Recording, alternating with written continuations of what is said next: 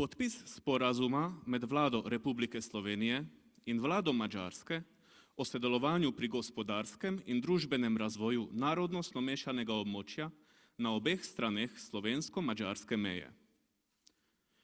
Magyarország kormánya és a Szlovén Köztársaság kormánya között a magyar-szlovén határ két oldalán lévő, vegyes nemzetiségű területen való gazdasági és társadalmi fejlesztési együttműködésről szóló megállapodás aláírása. Prosimo potpisnika sporazuma, njegovo ekscelenco predsjednika vlade Republike Slovenije, gospoda Janeza Janšo, i njegovo ekscelenco predsjednika vlade Mađarske, gospoda Viktorja Orbana, da pristopita k potpisu. Felkérjük a megállapodás aláíróit, ő excellenciáját, Orbán Viktor urat, Magyarország miniszterelnökét, és ő excellenciáját, Janez Janša urat, a Szlovén Köztársaság miniszterelnökét, hogy fáradjanak előre az aláíráshoz.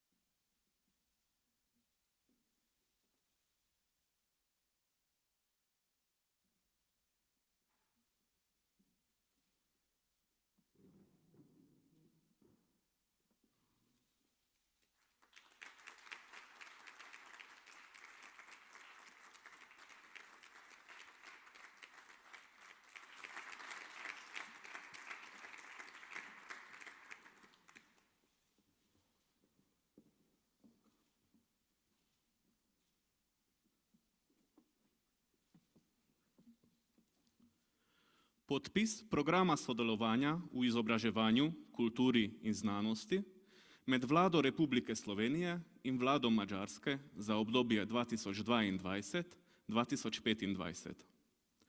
Magyarország kormánya és a Szlovén Köztársaság kormánya közötti 2022-2025. évre szóló oktatási, kulturális és tudományos együttműködési program aláírása. Prosimo potpisnika programa sodelovanja, ministrico za izobraževanje, znanost in šport Republike Slovenije, dr. Simono Kustec, in namestnika ministra za zunanje zadeve in trgovino Mađarske, gospoda Leventeja Magyara, da pristopita k podpisu. Felkérjük az együttműködési program aláíróit, Magyar Levente urat, Magyarország külgazdasági és külügyminiszter helyettesét, és dr. Simona Kustec asszonyt, a Szlovén Köztársaság oktatási, tudományos és sportminiszterét, hogy fáradjanak előre az aláíráshoz.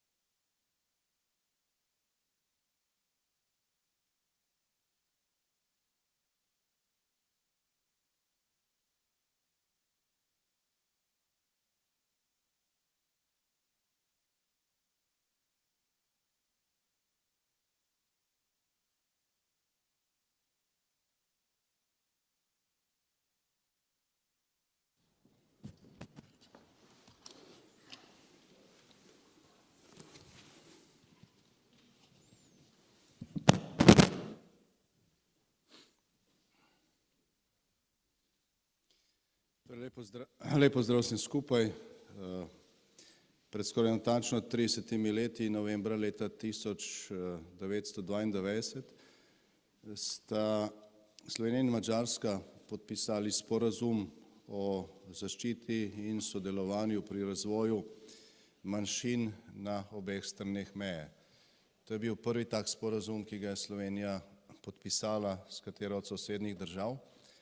In danes, po skoraj 30 letih, izražam veliko zadovoljstvo in veselje, da smo lahko pravkar podpisali sporazum, ki na nek način nadgrajuje tistega izpred 30 let in vse ostale dogovore, ki so bili doseženi v tem času, z dokumentom, ki je zelo konkreten in na podlagi katerega bo v naslednjih 5 letih investirano za razvoj manjšin na obeh straneh po 5 milijonov evrov na osnovi programov, ki bodo predstavljeni, kar bo bistveno pomagalo pri gospodarskem in socialnem razvoju manjšin, njihovih organizacij, tako tukaj v Prekmurju kot tudi v Porabju.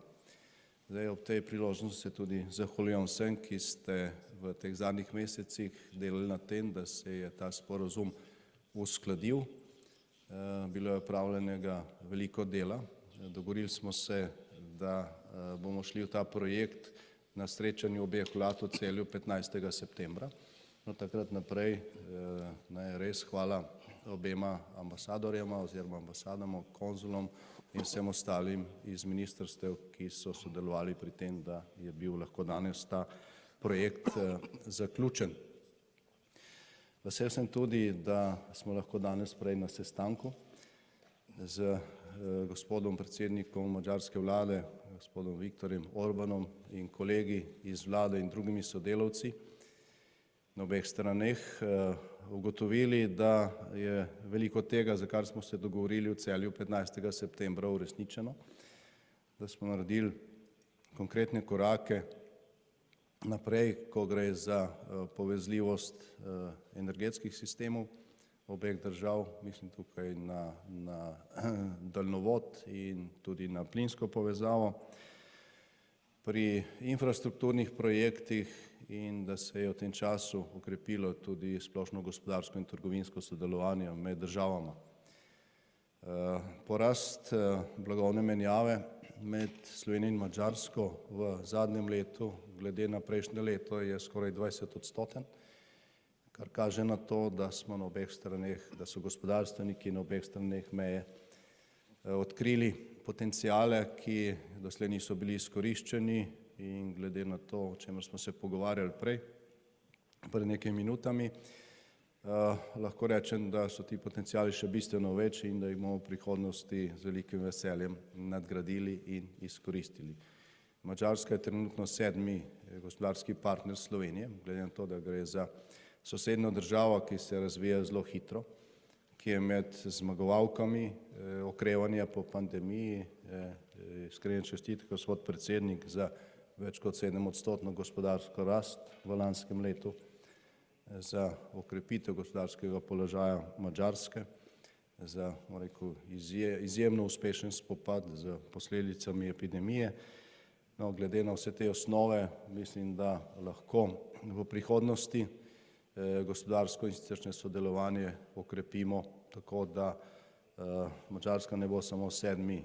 zunanji trgovinski partner Slovenije, ampak glede na to, da je sosednja država in da so še posebej gospodarske vezi med sosedi dvojno koristne, da bomo tukaj napredovali z skupnimi napori, ki jih bomo vložili v to sodelovanje. Izjemno sem tudi vesel, da je bil danes podpisan ta sporazum, ko gre za sodelovanje na področju šolstva, izobraževanja in kulture. Zdaj tudi tukaj manjšini na obeh straneh predstavljata zelo pomemben most za to sodelovanje, tudi širše med obema državama, in tudi na tej osnovi bomo gradili v prihodnje. Pogovarjali smo se tudi o nekaterih medsebojnih podporah, ko gre za mednarodno vlogo obeh držav za kandidature pri vodenju Generalne skupščine Združenih narodov in pri kandidaturi Slovenije za nestalno članico Varnostnega sveta, pa tudi o izzivih, ki jih prinaša precej bolj nestabilno okolje v Evropi oziroma predvsem v vzhodni soseščini, delno tudi na Balkanu, kot je bilo to septembra, ko smo se nazadnje pogovarjali o tej situaciji. Zdaj, mislim, da lahko rečem v imenu obeh, da izražamo upanje, da ne bo prišlo do nadaljne eskalacije konflikta v Ukrajini ali pa na mejah z Ukrajino, kjer to na koncu ne bo dobro za nikogar in bomo vsi prizadeti, še posebej pa bo vsaj v začetni fazi trpelo gospodarstvo, ne samo tistih, ki bi bili eventualno neposredno vpleteni v konflikt, ampak tudi širše, še posebej v soseščini, zdaj oboji spadamo v to regijo in dejansko naša skupna želja je, da do eskalacije ne pride, da se najde mirna rešitev in pozivamo vse, ki lahko k temu kakorkoli prispevajo, da to tudi naredijo. Toliko z moje strani, še enkrat hvala za ta obisk danes. Vemo, da je poseben čas v obeh državah, aprila imamo oboji volitve, vendar pa ob vsem tem ne smemo pozabiti na zadeve, ki presegajo pomen dnevno-političnih dogajanj in gospodarsko, kulturno in ostalo sodelovanje med dvema sosednjima prijateljskima državama je nekaj, kar seveda presega tudi predvolilni čas in se bo nadaljevalo tudi ne glede na rezultate tega predvolilnega časa. Hvala lepa.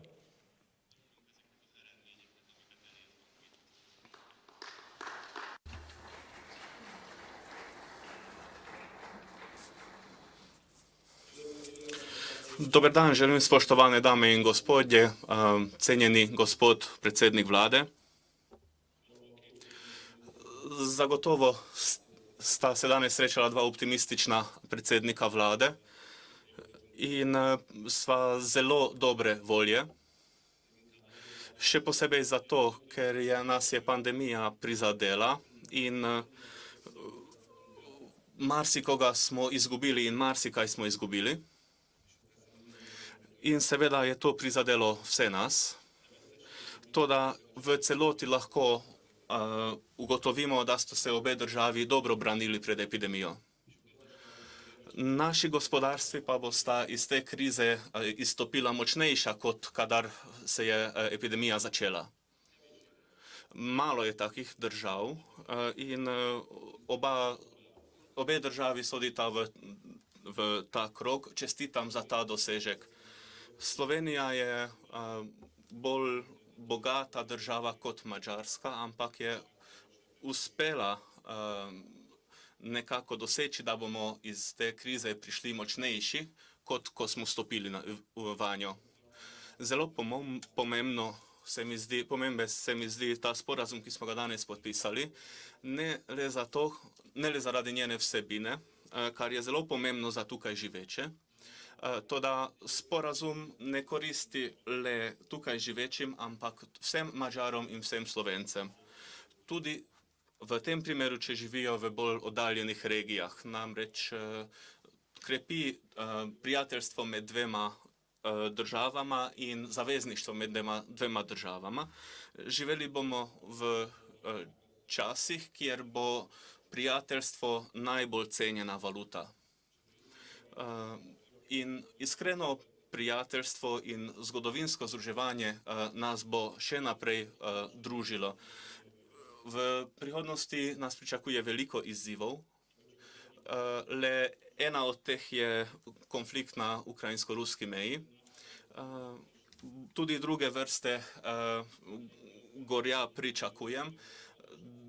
Dovolj je pogledati na zadolženost nekaterih največjih evropskih držav. Ali pa pogledate gospodarsko preurejanje na škodo Zahoda in v korist Vzhoda. Vse to bodo veliki izzivi. Skupaj bomo lahko lažje našli odgovore kot vsaka država posebej. Gospod predsednik vlade je omenil 30. obletnico. Povem iskreno, da v Slovenijo prihajam vedno s posebnimi občutki.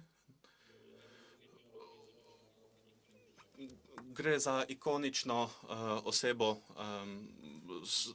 osvobodilnega boja in ko so bile velike zadeve, sem bil tudi sam zraven. Nisem pa bil v vladi skupaj z gospodom predsednikom vladi. Manj večjih veteranov je kot sem jaz, ampak gospod Janša je vsekakor bolj veteran kot jaz sam. In vedno je nek poseben čar naših usklajevanj. Vedno so konkretne zadeve, ampak vidimo nazaj za 30 let in upamo, da če vidimo nazaj za 30 let, potem vidimo tudi vnaprej za toliko. Imamo vedno v naših usklajevanjih vedno neka strateška, intelektualna vsebina, dodana vrednost. V Evropi se je tudi spremenila situacija. Pred nekaj leti smo mislili, da bo zahodno gospodarstvo, da brez zahodnega gospodarstva ne bo delovalo vzhodno gospodarstvo. Mogoče je to tudi res, ampak ta resnica se je dopolnila z drugo resnico. Namreč, da brez srednjeevropskih gospodarstev ne delujejo zahodnoevropske. Če pogledate na to, da gospodarstvo Nemčije z srednjeevropskimi državami v kakšni odvisnosti je kot v zvezi s Francijo, lahko vidite, da Nemčija z nami opravi dvakrat več poslov kot s Francozi. Če nas ni bilo, nemško gospodarstvo ne bi delovalo. Seveda je to res tudi obratno. Torej smo uspeli spostaviti veliko večje ravnovesje. Ena od razlag za to, da Madžarska se bolj izpostavlja za svoj prav, torej mi nismo troublemakerji, mi se samo zavedamo, da morajo naš glas slišati vsaj v tolikšni meri kot glas zahodnoevropskih držav. Čim boljše je sodelovanje, tem boljše bo sodelovanje. Hvala lepa za naše to sodelovanje in hvala lepa slovenskemu predsedstvu, ki je sovpadalo z madžarskim predsedovanjem Višegrajski četverici. Zares je Evropa pred zanimivim mesecem, če pomislimo na april.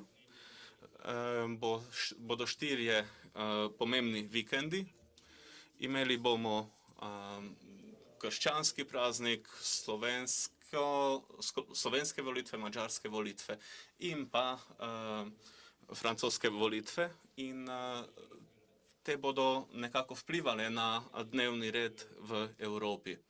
Dovolite mi, da izrazim svoje zadovoljstvo, da smo skupaj s Slovenci soglasni na področju manjšin. V njih vidimo vir. Menimo, da krepijo Madžarsko in Slovenijo in sodelujemo.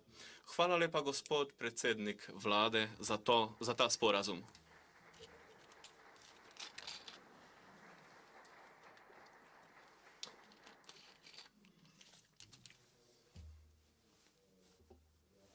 Govorjeni smo za podaj vprašanji z vsake strani novinarskih poolov. Mi dovolite, da se zahvalim vladi sosednje prijateljske Madžarske in gospodu Orbanu tudi za izjemno dobro sodelovanje v lanskem letu, ko je Slovenija vodila Svet Evropske unije, Madžarska pa Višegrajsko četverico. Eden od prvih obiskov, potem ko je Madžarska prevzela predsedstvo, tega dela Srednje Evrope je bil v Sloveniji in tudi kasneje se zahvaljujem za mnoge teme, ki smo jih uspešno usklajevali in z vašo pomočjo tudi zaprli številne dosjeje. Hvala lepa. Glede sporazuma, ki smo ga prej podpisali, pa bi izrekel zahvalo tudi poslancu Madžarske narodne skupnosti v Slovenskem državnem zboru, gospodu Ferencu Horvatu, ki danes sicer še ni prisoten zaradi obveznosti v državnem zboru, je pa ta sporazum in ta sklad tudi njegova ideja. In njegov prispevek, in naj povem še to, da se zdaj za podoben pristop in za oblikovanje podobnega sklada pogovarjamo tudi z vlado Republike Italije, ko gre za podobno pomoč narodnostnima oziroma manjšinama Italije in Slovenije v obeh državah. Tako da to je tudi dobra praksa za druge, kar smo danes naredili. Zdaj pa mislim, da so kolegi iz Madžarske prvi na vrsti za vprašanje, prosim. Jó napot kívánok, Mészáros. Dober dan, Mészáros László iz Mađarske RTV. Od obeh predsednikov vlad vprašujem, kako vidite energetsko revščino, energetsko krizo v Evropi, kaj menite, kako bo to eskaliralo, kaj bo to prineslo v naslednjem letu?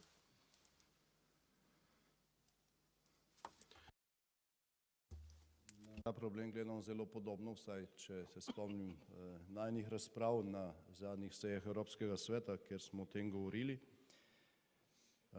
Zdaj, poleg teh geostrateških razlogov, ki so vplivali na podražitev energentov, je del vzrokov tudi v preveč hitremu poskusu pri nekaterih korakih, ko gre za tako imenovani zeleni prehod. In tukaj bo morala Evropska unija najti ustrezno ravnotežje in v prihodnjih odločitvah, nekatere so bile, hvala Bogu, že sprejete, zagotoviti, da zeleni prehod ne bo povzročal oziroma še poglabljal energetske revščine in da zaradi tega ne bi vse ponovno padlo v vodo, tako kot je že enkrat. Zdaj, ko je Slovenija prvič vodila Svet Evropske unije in takrat tudi Evropski svet leta 2008, je bil zeleni prehod ena od prioritet, zelo visoko na evropski agendi, ampak potem je prišla gospodarska in finančna kriza in za 5 let te teme praktično ni bilo na nobenem dnevnem redu več. Zdaj, nekateri koraki, ki so bili takrat prehitro narejeni, so prej pospeševali gospodarsko krizo. Jaz sem vesel, da je zdaj več treznosti v tem pristopu. Zdaj prvi tak prva taka pozitivna, zelo pomembna odločitev je ta delegiran akt Evropske komisije o taksonomiji, ker sta plin, naravni plin in jedrska energija vključeni v ta zeleni prehod kot del rešitve, ker je popolnoma jasno, da brez jedrske energije teh podnebnih ciljev, ki so zastavljeni, ni možno doseči oziroma jih možno doseči na tej podlagi, da se plača prevelika cena, kar na koncu potopi tudi te cilje. Tako da po dolgih razpravah mislim, da smo uspeli z tem, da je večina Evropske unije prodrla z zdravorazumskim pristopom in pri drugih stvareh bo zdaj lažje. Mislim, da je bil glavni preboj narejen, ker če se delaš, kot da imaš na voljo dovolj alternativnih virov in da med njimi jedrske energije ni, potem pač prodajaš iluzijo in jaz sem zelo vesel, da se je s tem v Evropi s koncem lanskega leta zaključilo. Kar se tiče pa konkretnih taktičnih korakov za to, da se energetska revščina prepreči oziroma zmanjša, zdaj za sosednjo državo bo povedal gospod predsednik vlade, ampak v Sloveniji je, mislim, da je ravno danes se začela seja državnega zbora, na katerem se obravnava zakon, s katerim močno razbremenjujemo porabnike električne energije, drugih energetskih virov bodi si z subvencijami nekaterim najranljivejšim porabnikom, bodi si z znižanjem nekaterih dajatev, kot je omrežnina, zato da položnice ne bodo tako visoke, kot bi bile sicer in bi ogrozile standard ljudi in povzročile oziroma poglobile energetsko revščino.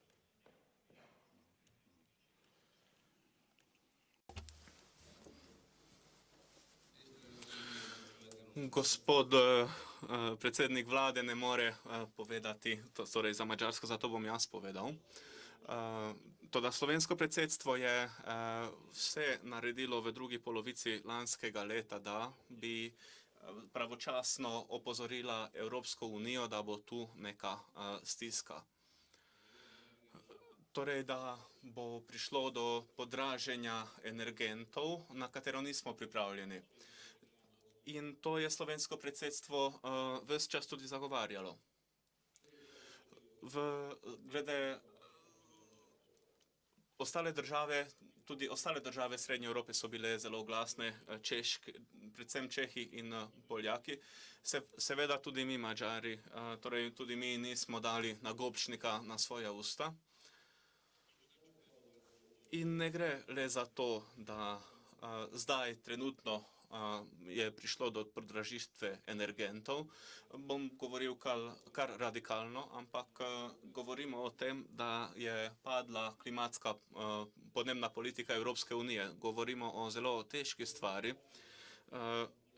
Imeli smo zamišljeno podnebno politiko vse do leta 2050 in ki je imela eno osrednjo misel, namreč kako bomo nenehno dvigovali ceno energije, da bi ljudje trošili manj energije in tako, da bi se podnebna situacija izboljšala. Tako enostavno je bila evropska strategija.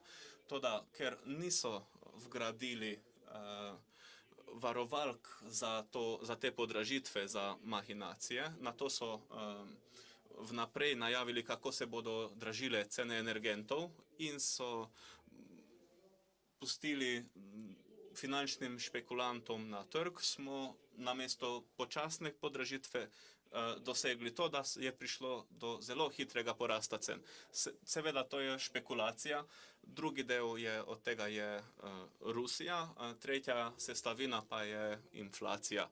Toda v ospredju vseh zadev stoji zadeva, da je politika, torej podnebna politika, ki temelji na podražitvi energentov, padla. Moramo imeti nov načrt. Če bomo silili prejšnji načrt, bodo iz Bruslja naredili veliko škodo mnogim državam, tudi v Sloveniji in tudi na Madžarskem. Ne želim vas strašiti, ampak ne smemo pozabiti dejstva, da bodo zdaj podražili energente, ki zadevajo avtomobile in družinske hiše. Z zapletenim matematičnim kompleksom želijo podražiti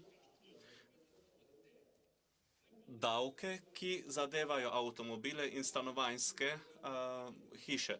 Namreč oni to želijo, oni mislijo, da je to edina rešitev za podnebno krizo. Sedaj bomo mi Madžari se borili, da ne za stanovanjske objekte, ne za avtomobile ne bi prišlo do dodatnih davkov. Zelo pomembno je, da ne uporabljamo le enega sredstva, ampak več sredstev hkrati, da bi lahko obvarovali. Kar zadeva Madžarsko, pri nas je en sistem, ki deluje že lep čas, namreč kar zadeva družinske zadeve. To mi imenujemo znižanje režije.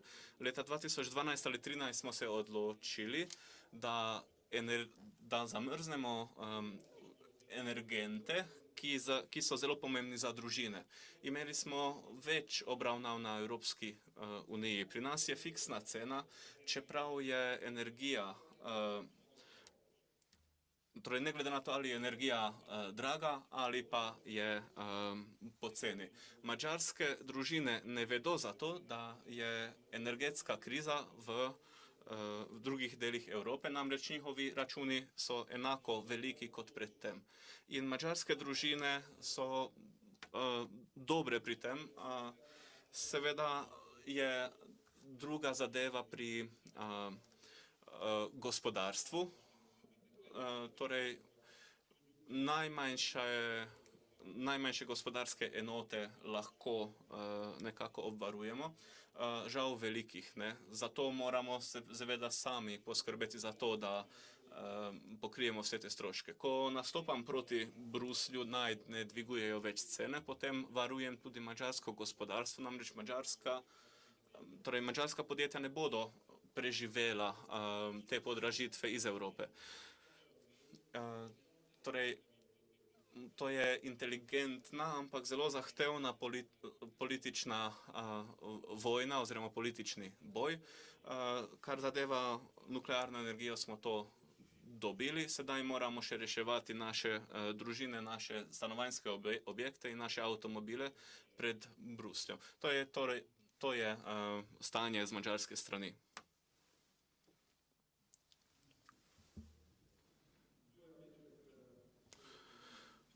Gospod Janša, zanima me, ali ste se s kolegom Orbanom kaj pogovarjali tudi o lendavskih termah. Znano je, da je v zadnjem obdobju obnova nekoliko zastala, torej kakšna je usoda lendavskih term. Seveda, gospod Janša, tudi vprašanje povezano s turizmom. Kakšno je vaše stališče v zvezi z 43-odstotnim deležem Save? Bi morala država uveljaviti predkupno pravico in postati strateški lastnik? Če da, zakaj? Če ne, tudi seveda zakaj? Pa prosim gospoda Orbana tudi za komentar. Zdaj o termah Lendava se midva nisva pogovarjala, kolikor vem, je bil ta turistični objekt prodan v prejšnjem mandatu in to ne madžarski vladi, ampak privatnemu kupcu, ki verjetno ni nič vprašal madžarske vlade, ne takrat, ne zdaj. Zdaj, kar se tiče pa uveljavljanja predkupne pravice do nakupa ob prodaji manjšinskega deleža Sava Hotelov, ta manjšinski delež tuji sklad prodaja nekemu drugemu skladu. Mislim, da ravno zdaj poteka dopisna seja slovenske vlade na podlagi predloga, da se dokapitalizira Slovenski državni holding za vsoto, ki omogoča Slovenskemu državnemu holdingu, da uveljavi predkupno pravico. Mislim, da je zvečer tudi seja nadzornega sveta KAD-a, kapitalske družbe, kjer je to eden od tistih subjektov, ki ima tudi pravico uveljavljanja te predkupne pravice in jaz upam, da tam sprejeta pač podobno odločitev. To pa seveda ne pomeni, da, še to moram reči, da je v gradivu na dopisni seji vlade poleg tega predloga za dokapitalizacijo tudi predlog oziroma obveza Slovenskemu državnemu holdingu, če konsolidira lastništvo, da opravi forenzično preiskavo poslovanja teh podjetij skupaj z odvisnimi družbami za preteklih 10 let. Seveda pa ni namen države, da postane največji hotelier, tako kot je to, mislim, v svetu samo na Kubi. Zdaj, namen vlade je tak, kot je bil izražen tudi, ko smo sklepali koalicijsko pogodbo in je bila ta razprava v vladi oziroma med koalicijskimi partnerji opravljena že v začetku leta 2020. Namen je, da se lastništvo konsolidira, koncentrira in potem poišče strateškega partnerja, ki bo v te turistične komplekse tudi vlagal. Ker tukaj zdaj ne gre za problem nekaj 10 milijonov za manjšinski delež, gre za stotine milijonov, ki jih je treba vložiti za to, da bodo te turistične kapacitete dejansko služile svojemu namenu z ponudbo, ki bo v Sloveniji in v Evropi konkurenčna. To, kar se zdaj dogaja, je pač prvi korak, končni korak je seveda dobiti strateškega lastnika na podlagi mednarodnega razpisa oziroma na podlagi pač procedure, ki je v skladu z slovensko in evropsko zakonodajo. In ta lastnik mora biti ne nek finančni sklad, ki je to kupil zaradi špekulativnih namenov, ampak nekdo, ki se ukvarja z turistično dejavnostjo in ki je sposoben investicije nekaj 100 milijonov v te turistične kapacitete.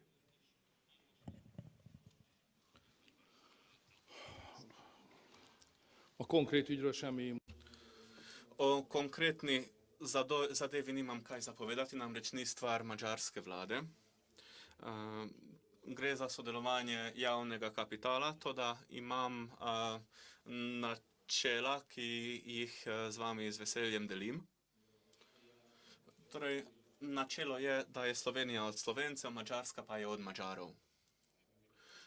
Iz tega moramo izhajati. Obe državi lahko določite, kaj želita storiti s svojo usodo. Sedaj smo pri tem, da podpirava oba prijateljsko sodelovanje obeh držav.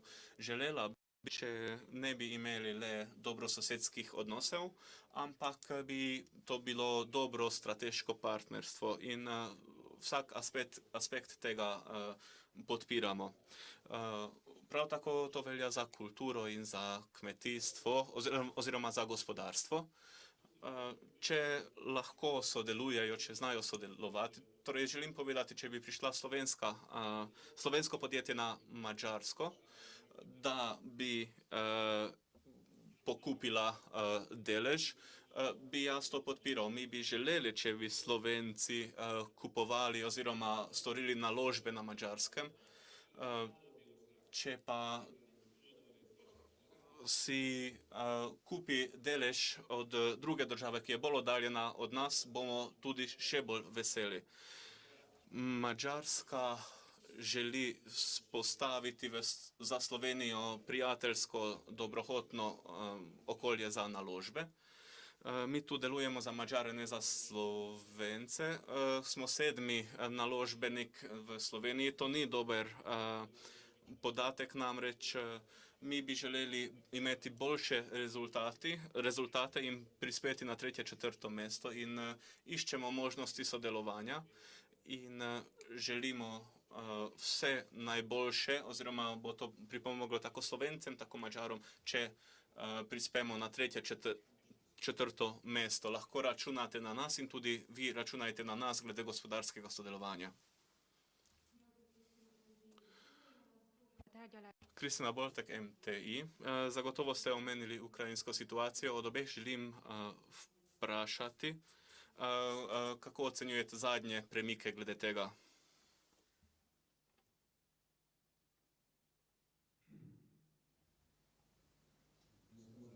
Ampak dogajanja v zadnjih tednih, zadnjem mesecu spremljamo z zaskrbljenostjo. Zdaj, te zadnje dogodke pa še z, okrepljeno zaskrbljenostjo. Zdaj, veliko smo o tem govorili tudi na nedavnem srečanju v neformalnem vrhu Evropske unije. In zdaj prva ocena, moj prvi vtis je, da obstaja zdaj popolna enotnost v Evropi, ki jo seveda delimo, da je potrebno narediti vse, da se situacija deeskalira. Se pravi, da se iščejo mirne rešitve in z tega vidika kakšnokoli rožljanje z orožjem na mejah z Ukrajino k temu ne prispeva, ampak nas od tega oddaljuje. Jaz sem tudi povedal javno v Bruslju prejšnji teden, da kakšnokoli stopnjevanja tega konflikta na koncu ne bo imelo nobenega zmagovalca. Zdaj, tudi če nekdo misli, da lahko dobi vojno, je treba vedeti, da nas zgodovina uči, da je največji poraz zmaga v napačnih vojnah. In to, da so lahko na koncu največji poraz zmage v napačnih vojnah ali v napačnih bitkah, in glede na sedanjo stopnjo razvoja tehnologije, še posebej vojaške tehnologije, kakšnakoli eskalacija konflikta v obsežnejši regionalni ali celo svetovni spopad ne prinaša zmagovalca. In vsi tisti, ki rožljajo z orožjem tukaj, bi se morali tega zelo jasno zavedati. V vsakem primeru pa že ta situacija, ki je nekje na meji med hibridno vojno, kjer se dogajajo kibernetski napadi, povzroča veliko gospodarsko škodo. In ta gospodarska škoda se bo začela prelivati preko meja Ukrajine tudi na sosednje države, na regijo, na celotno Evropsko unijo, kolikor bo ta situacija trajala, pa tudi če ne bo prišlo do dejanske agresije ali pa do dejanskega oboroženega konflikta.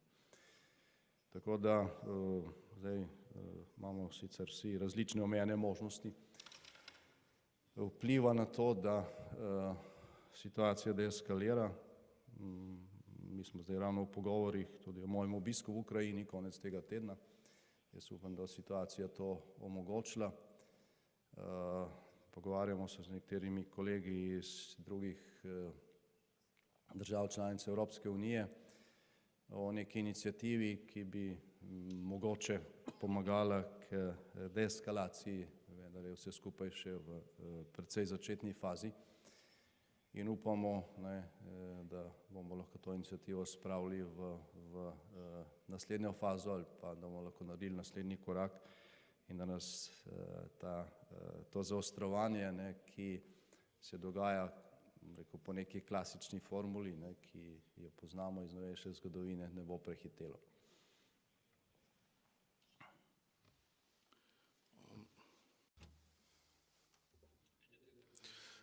Soglašam z gospodom predsednikom vlade popolnoma. Torej, cilj je, da ne pride do vojne, torej, da ohranimo mir. Tudi jaz sem hodil po taki mirovni misiji v Moskvi, da bi odprli vrata pogajanjem in sem imel pri tem srečo. Sedaj vidite, da voditelji od nas veliko večjih držav si podajajo ključ pri gospodu, torej v Moskvi. Toda dobro hotenje žal ni dovolj. Za mir ni dovolj, če izrazi človek željo po miru. Za mir je potrebna moč, za majhne, torej ni miru, za njih je nadvlada. Potrebujemo moč za mir in ne stojimo dobro pri tem. Če pogledate Evropo, boste videli, da Evropa nima tolikšne vojaške moči, ki bi bila primerljiva, ne da bi bila večja, ampak primerljiva, oziroma bi jo lahko omenjali v enem stavku z ruskim. In dokler Evropa nima dovolj moči, ki bi bila primerljiva Rusija, o tem ne bomo odločali sami in o tem bo odločala Rusija in odločali bodo ZDA. Madžarska zelo zavzeto podpira evropske pobude, ki želijo vojaško sodelovanje med državami članicami, ki želijo razvijati vojaško tehnologijo. Jaz sem to vedno podpiral in tudi bom podpiral torej v imenu vlad, desnih vlad na Madžarskem. Konkretno, neposredno ukrajinsko vprašanje, ste vi v precej lažji situaciji, ste bolj oddaljeni od Rusov in v takem vojaškem vzdušju je to precej lažje. Namreč Madžarska je sosednja država Ukrajine, torej o vojni, o možnosti vojne, o kateri pogovarjamo, je za vas bolj oddaljeno, na Madžarskem pa je to neposredno v soseščini. In če bodo stvari ušle izpod kontrole, potem bo Madžarska pod ogromnim pod pritiskom. Lahko je to mirovni pritisk, vojaški pritisk in pa pritisk migrantov zaradi vojne. To pa bo povzročilo tudi gospodarsko nestabilnost. Ko je potekala jugoslovanska vojna, so k nam prihajali na 10.000 migrantov iz Srbije, Bosne, Hrvaške. Njihovo skupno število je preseglo 100.000. In ker gre za sosede, torej to ne gre za migrante iz Afganistana, iz Sirije, ampak iz domačih migrantov, ki jih je treba pustili v državo. In to je bila zelo težka naloga, ki zahteva veliko energije, da obvladamo to situacijo. Ukrajina je glede prebivalstva precej večja kot nekdanja Jugoslavija. Če je v Ukrajini težava, bo ta migracijski pritisk precej večja tako glede varnosti kot glede gospodarstva. Poznamo to situacijo in sedaj se bojimo ponovitve v še večjem obsegu. Me veseli, da Slovenija in Madžarska stojita na strani miru v tem vprašanju.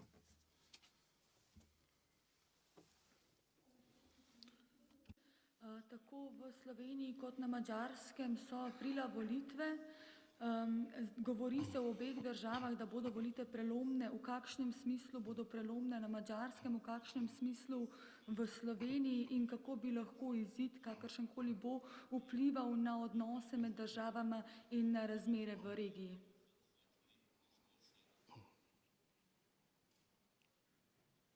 No, zdaj, kar se tiče odnosov med državama, jaz mislim, da glede na to, da gre za dve sosednji prijateljski državi, oboji smo skupaj tudi v NATO, Evropski uniji, OECD-ju, Schengenu, je to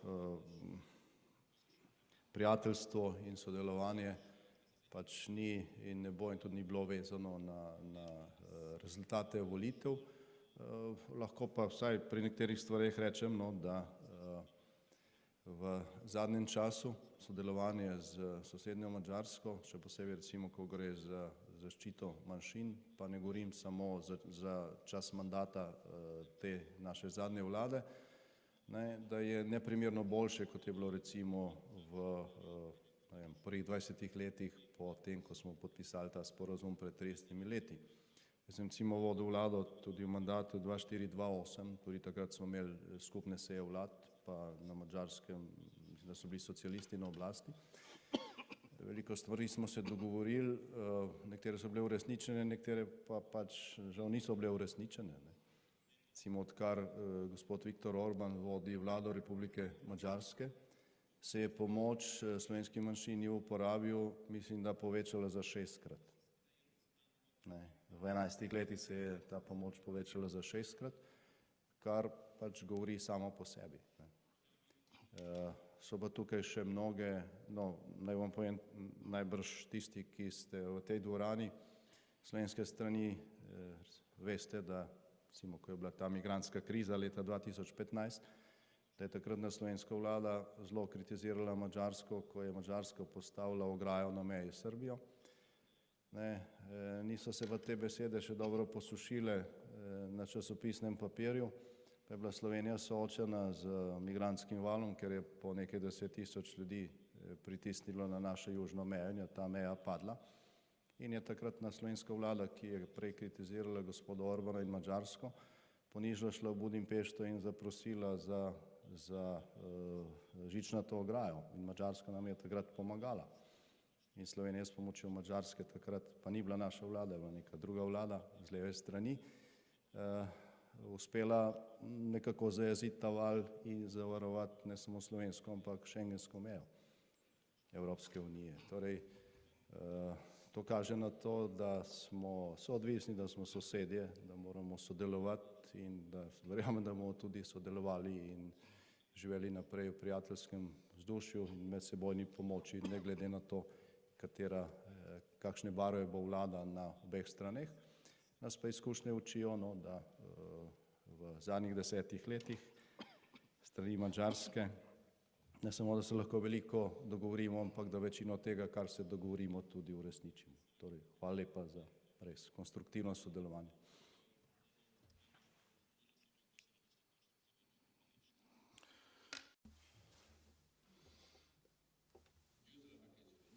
Mi se pripravljamo na zmago. Torej, je madžarska pesem, ki se konča, da je bilo dobro moško delo. To želimo videti tudi pri volitvah. Trenutno se soočamo z našimi rivali in želimo zmagati na koncu.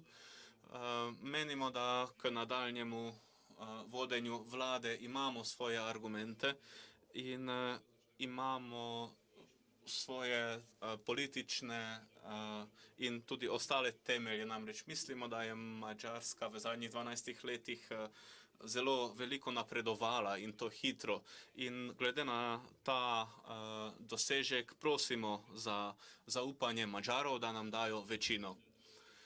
Zelo veliko stvari se je zgodilo v zadnjih 12 letih. Če je seveda gospod Janez Janša bolj veteranski voditelj kot jaz, toda v Evropski uniji je najdaljši staž glede prebitih let, sem jaz najstarejši. Torej, veliko sem videl, veliko sem preživel, izgubil sem volitve, tako da smo bili videti kot da smo v prednosti, smo zmagali tako, da nismo bili v prednosti.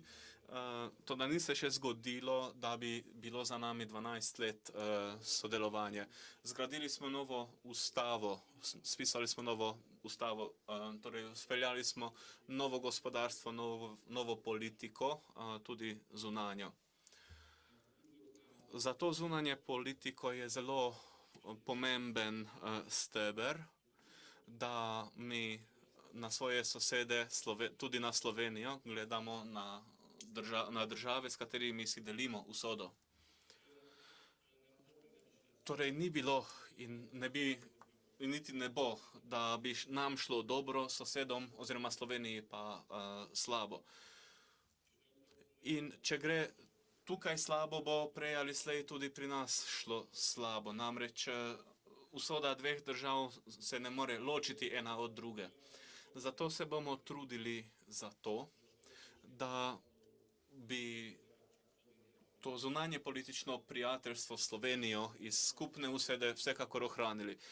Moram pa iskreno povedati, da je to pri levih strankah vedno težje. Ne želim se vtikati v slovenske volitve, to da povem, da mi Madžari, madžarska vlada, ki recimo upošteva krščansko tradicijo, boji se Boga, ima zelo pomembno vlogo, torej ta vzvišenost oziroma spoštovanje in zaščiti družine. Sedaj smo na isti politični valovni dolžini. Če razmišljamo o skupni biti, o medčloveških odnosih, smo si zdaj blizu, ker čutim, da enako mislijo tudi na Slovenskem. Njihovi, torej na levi strani, so nekoliko drugačni. Zadnjih nekaj let smatram za posebna leta, namreč je tako na madžarskem kot na slovenskem delovala desna vlada. Veliko dobrih stvari smo lahko uresničili skupaj in želim si, da bi to ostalo enako in da bi znali še veliko stvari skupaj urediti. Mi si želimo zmagati in zmagali tudi bomo.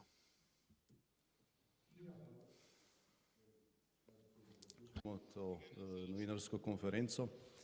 Tudi mi nameravamo zmagati v Sloveniji, tako da verjamem, da bomo vse te dogovore delno dosežene tudi danes v naslednjem mandatu nadgradili.